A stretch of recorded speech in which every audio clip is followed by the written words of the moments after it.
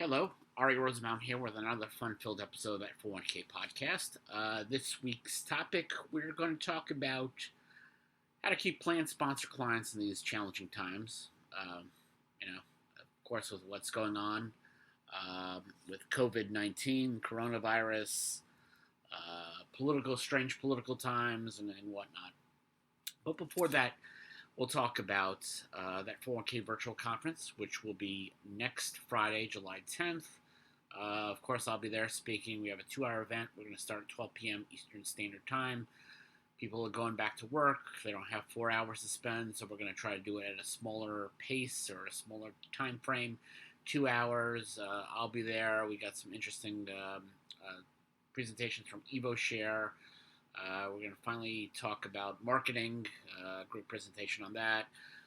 My friends at FBA National are going to roll out some benefits in addition to retirement plan benefits, or actually absent retirement plan benefits. You'll have to see it to understand it. It's something very, very fascinating and something that will complement, obviously, some of the big changes coming out in 2021. That 401k conference itself, baseball season looks like it's going to start. Already hearing back from some of the teams about rescheduling for 2021. That would be the events in Houston, St. Louis, Minnesota. Hopefully we can get on to Vegas in December. We'll see what happens. Way back in March, I don't think any of us understood the significance of the pandemic and its effect. We thought, my school announced my kids would be out of school for 2 weeks. I don't think at the time we expected that it would be for the entire rest of the school year. But these are the breaks. We'll get back to these events at one point or at the other. So anyway, this week's topic, keeping plan sponsors in these challenging times. And it is very, very challenging. I've been in the business since 1998, September the 8th, 1998. I've seen a few things, the dot-bomb era, 9/11, the whole almost meltdown of our financial systems in 2008. Obviously, the pandemic is something new. 40 million people out of work.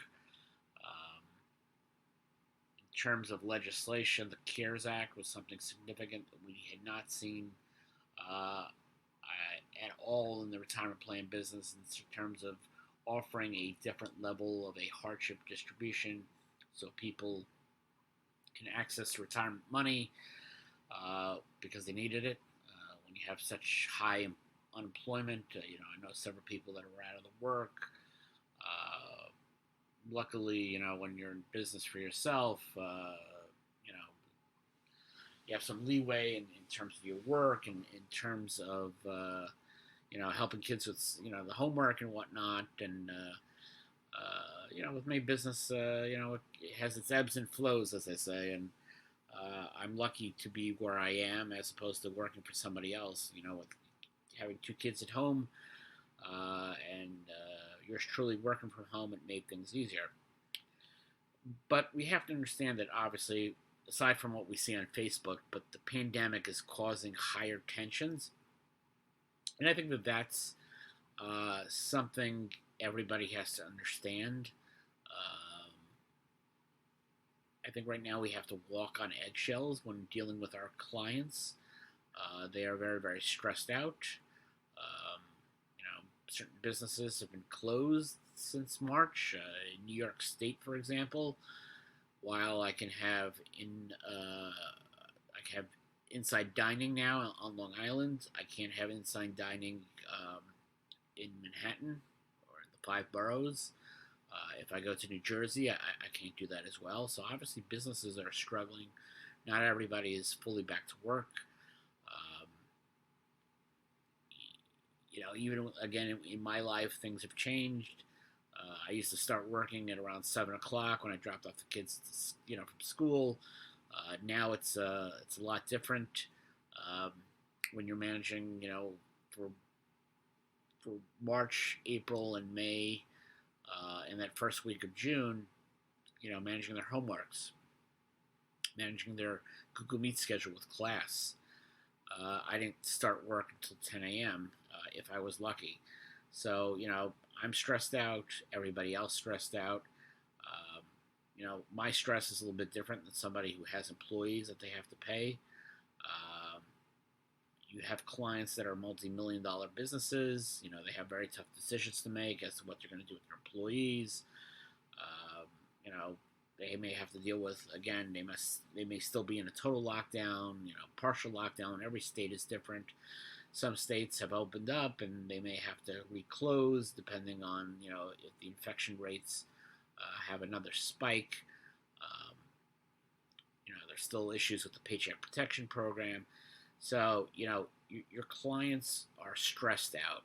I'm sure you're stressed out as well. We're all on edge.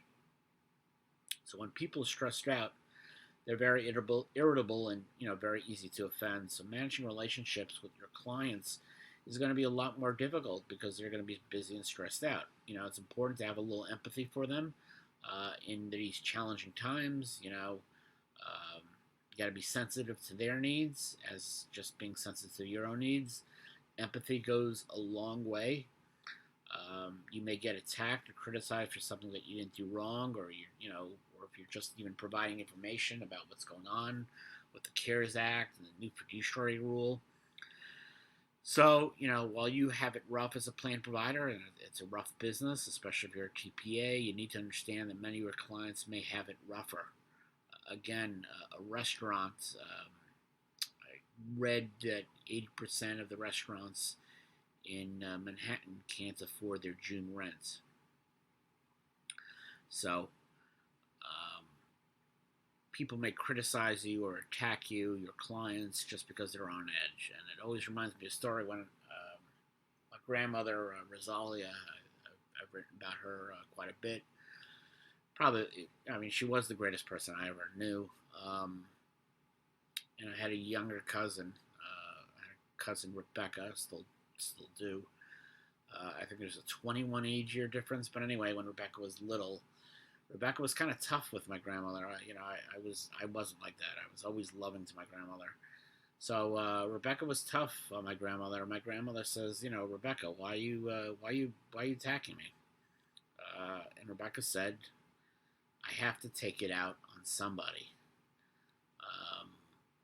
25 years later, I still remember that because it's true in the sense that when dealing with people, you may get attacked and criticized and yelled out by a client just because they're mad and they have to take it out on somebody. And unfortunately, sometimes that somebody is you. I used to always have that feeling at work. One of the reasons I started working on my own. You can't take things personally. When I first started out working, I think I was a lot more sensitive, and when somebody would say something, it would hurt a lot more than it does now. But again, I think when you work, when you no longer work in an office, you kind of avoid some of those shots that you get, and the shots sometimes you get from coworkers or your boss or whatever is not because you're in the wrong, but there's something else at play. So you have to understand that when dealing with irritable clients and angry clients, you can't take things personally. And the worst thing you could do is make the situation worse, heighten the tension, stress them out further to the point where they're going to fire you. And that goes to the next point where, from experience, I always say that most of my relationships in life, at least the ones that I actually cared about, I think the saddest part was they all have one running theme. They all dissipated or were destroyed because of a lack of communication. And that lack of communication with your clients, I think that's one of the biggest reasons providers get fired. I have an expression in life, and it deals with people who in my life weren't there when I needed them. Whether it was a catastrophe of my house being flooded or whatnot. The expression is pretty simple. I needed you. You weren't there. I don't need you now. So in these crazy times, your clients may need you now more than ever. It could be something as simple as letting them know what they can do, or updates about the CARES Act, the fiduciary rule, and some of the other things down the pike. Uh, if you don't get in communication with the plan sponsor, your plan sponsor clients, somebody else may do that. There are a lot of enterprise and competing plan providers that might reach out to your clients. So it's important you can communicate with them and let them know that you're there to help. So I know one of my clients is an RIA out here in Long Island. He's communicating with potential clients.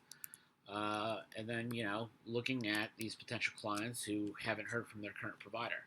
So he's providing the information on what's going on with this business. Their providers aren't. And it's a big feather in his cap. So, there's enough turmoil in the 4K plan business that you have plenty of openings in the lines of communication with your client. You could say, hey, send them an email. Look what's going on with the fiduciary rule. Look what's going on about, notaries and consent forms and, by gosh, all the other changes that are coming around as a result of the coronavirus. So, there's so many points where you can talk to your client. The Secure Act was a great opportunity. When we have restatements coming up for 1K plans, we're going to have a great discussion about that, a great opening with our clients. During these times, my opinion is plan sponsors are going to need all the help they can get in dealing with coronavirus and dealing with the ramifications and dealing with the stock market and all that kind of stuff. And of course, going to deal with the new fiduciary rule, deal with the new restatement. There's so many opportunities out there to communicate with your clients, and I think that not communicating with them is a recipe for disaster. There's some plan sponsors who still haven't decided what they're going to do with the CARES Act. They want to hear from you. If you're a financial advisor, you're obviously maybe communicating what's going on with the market. Market's very choppy. In terms of changing funds or having meetings, it may not be necessary, but showing that you're there and that you communicate with them, I think just really goes a long way. And, in that aspect, you may have to hold your client's hand a lot more than you did in the past. Plan sponsors need information out there that is clear and concise. They need to know what's going on, what's going on in the retirement plan space. New fiduciary rule, that's great. You could talk about that, but there's so many other changes that have been coming around. Instantaneous changes. And I think that this is the point where the communication that you provide to your clients has to be clear and consistent. It's got to be understandable on a plan sponsor level. I always talk about the fact that I worked at a union law firm for 10 months. It was like the longest 10 months of my life. I worked for a very, very good ERISA attorney. Her problem was she liked to speak in ERISA-ese. That's great when you're talking to other ERISA attorneys. Not so great when you want to talk to your clients. They have to digest this information, and best to write it on a plan sponsor level than an ASPA level. And I don't mean anything bad by ASPA, but obviously people on an ASPA level are a lot more knowledgeable than people on a plan sponsor level about retirement plans. So whether it's filling out, helping plan sponsors fill out a census request or, providing resources and whatnot, this is a great time to do it. And it's a great way to keep clients. Next on my hit list is I hate providing free services. I just hate it. I hate it with an absolute passion. So many, many years ago, I had a family member was dating somebody, and I was at the time, before I started my own practice with ERISA, I would do tax returns on the side. I had the software Pro Series and whatnot. So they were dating somebody that I didn't like, but I think that was kind of irrelevant. What bothered me was I was asked to do this person's taxes for free. I didn't need the $150 that I charged for the taxes. It wasn't a matter of that. It was to prove a point that my hard work and time was worth something. Uh, I haven't been lucky where I was related to people that I needed services from or could use for services. The uncle who was in the military hat business, I didn't need military hats. The other uncle who, kept on changing careers every 5 to 6 years. I mean, going from running a dry cleaning store that didn't have any dry cleaning equipment to, operating a hot dog stand to managing a bunch of indoor theme parks or sports parks. And then, I think becoming a real estate agent. Last time I checked, I wasn't lucky to have relatives, who owned a baseball card store, who owned a record store, or represented Aerosmith, or was in the movie business. I was never that lucky. I have friends who are now that way, but I never had family members who were like that. I guess I never had family members who were successful. But I was asked to do free stuff. Oh, look, Ary, he's the attorney. I was the only attorney in the family. I was the only, one of the first ones to go to college, the first one to go to law school, the first one to get multiple, master's degrees. And, my point was I didn't want to do the free work because my work meant something. And if you give away something for free, they don't appreciate it. They don't appreciate what you did. Um, and I notice that sometimes when you give people free stuff.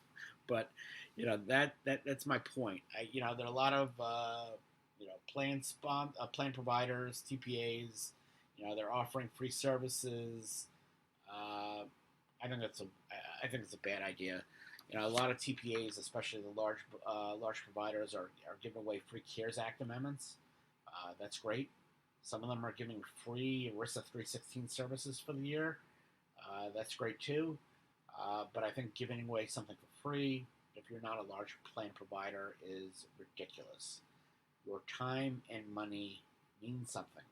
So whether it's a CARES distribution package or a CARES amendment, charge for it. It's worth your time. You need to be compensated. There's so many plan sponsors who might be terminating their plans because they're going out of business and assets are depleting or the stock market's choppy and that affects your fees. You need to make money. And I think the last thing you can do is not charge. You need to show plan sponsors that your service is worth something, and they can't if you charge them nothing. So, 316 services for free. Oh my God, that's a great idea. But you're putting yourself on the hook, on the fiduciary liability hook for what? For free. I don't understand. You're a TPA. You're a third-party administrator. Why would you need the hassle for free? And if you're giving it away for free with the hopes that people are going to use you in the future, I mean, to me, it reminds me of some of the .bomb companies that gave away the house in order to entice customers, and they never made the money back. I remember one of those movie sites, Real.com, and they were selling the Titanic VHS tape for $4.95. And I think the going rate at the time was 20 bucks. It was a great way for them to get new customers, but if the new customers never came back, they're going to lose their shirt.